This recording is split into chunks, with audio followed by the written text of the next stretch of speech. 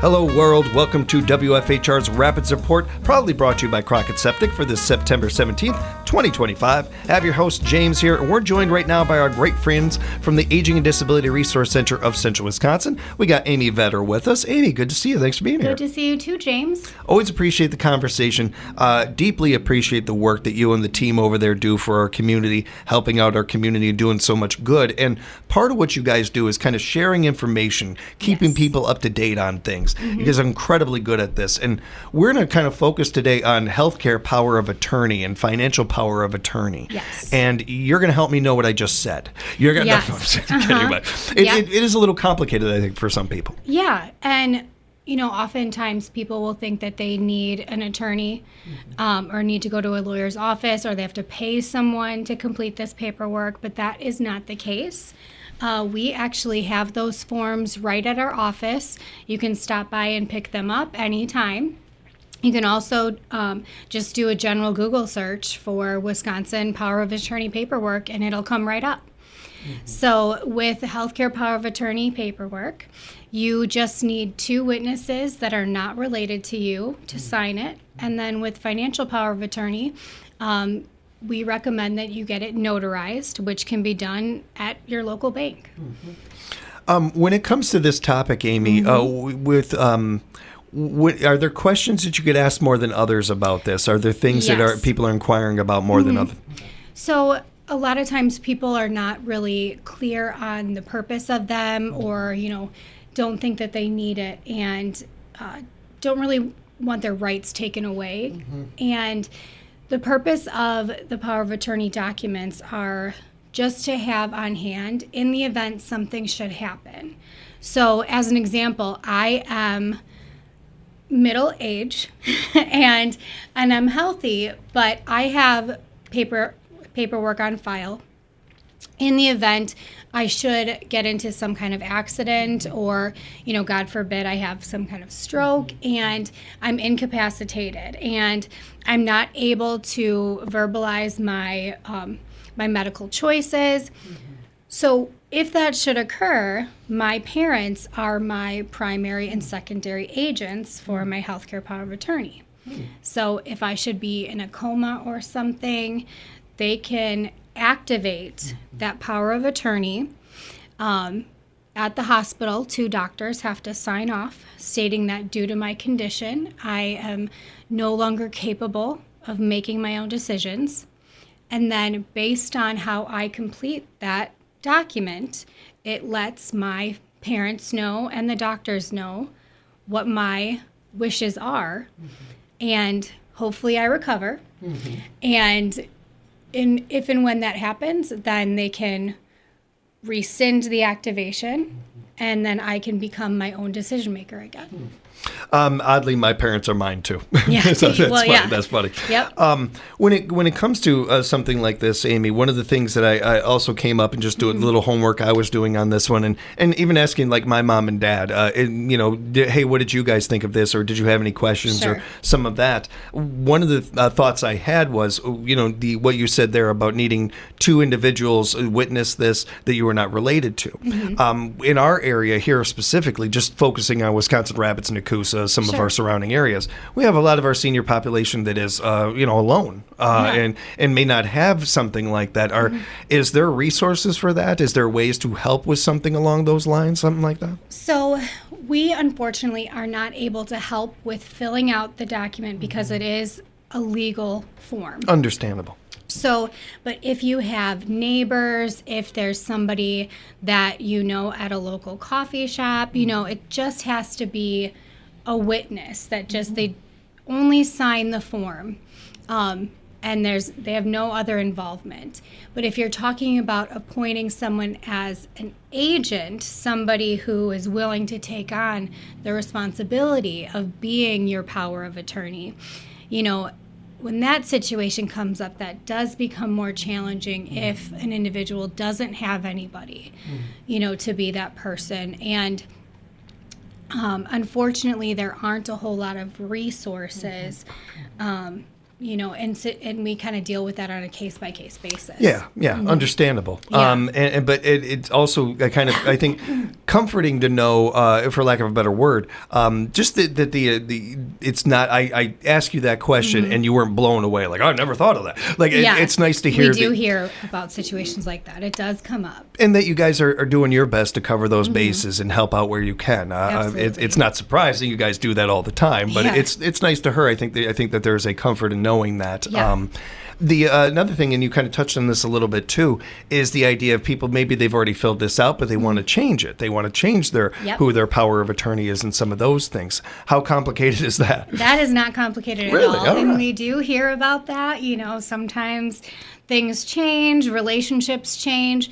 So all you would do is you would complete a new form, and the one that's dated the most recent trumps whatever paperwork was filled out in the past. So, like, for example, a lot of times we get calls from people that say, oh, yeah, I have that complete. I have it filled out for sure, but I don't know where it is. And that happens all the time. So You'll be getting that call from me one day. Yes, yeah, yes. I'm sure I will. I'll be there to help. I can't be a witness and I can't be your agent. Right. Good to know. But all you would have to do is fill out new paperwork. And once you get that filled out again, we will help with making copies for you, because you should keep the original. You should make sure that your doctor, whatever provider you go to, has copies on file there. We do recommend, too, that you have a copy of that form maybe on your refrigerator or by your front door. In the event there is an emergency, or EMS has to come and pick you up because maybe you fell and you have to be taken to the emergency room, it's nice to have that somewhere where they can easily grab it and bring it with them to the hospital or wherever you're being transported to. With situations like that, every second counts, and Absolutely. having it a very accessible, having it even out in the open a little bit. Yeah. It's not sensitive information, so you're not necessarily worrying about who's Right. going to see it, and you have it there. In another one of those situations where it's a break glass in case of needed kind of thing. It's Absolutely. you don't hope you hope you never break that glass. It gets dust on it, but if you need it, it's there. And another question that we get asked about a lot, oftentimes people are calling about their elderly parents or, other family members, and they already have healthcare power of attorney on file in place. And we ask them, has it been activated? And sometimes the assumption is that, well, yeah, it's been signed, it's active. But it's actually not until 2 doctors have signed a form that only doctors have access to. It's called a statement of incapacity. And 2 doctors have to agree and sign this form that says, due to the individual's medical condition, they no longer have the capacity to make their own medical decisions. So, for example, let's say a parent or grandparent or other family member has a diagnosis of dementia, and they're starting to decline.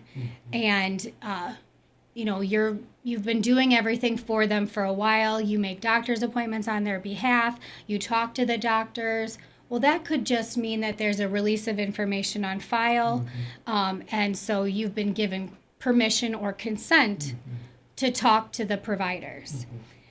But unless you have that form, and it's just one sheet that says statement of incapacity and has 2 doctor signatures on it, that power of attorney is not activated. So that means that your family member is still making all of their own decisions. So if you're calling us to put in a referral to get information about programs and services, we're happy to speak with you, but we're going to need permission from your family member before we can do anything to help. Now, Amy, you had something else that you wanted to touch on when it comes to this subject. Yeah. So people often ask, well, what do I do to get it activated? How do I go about that?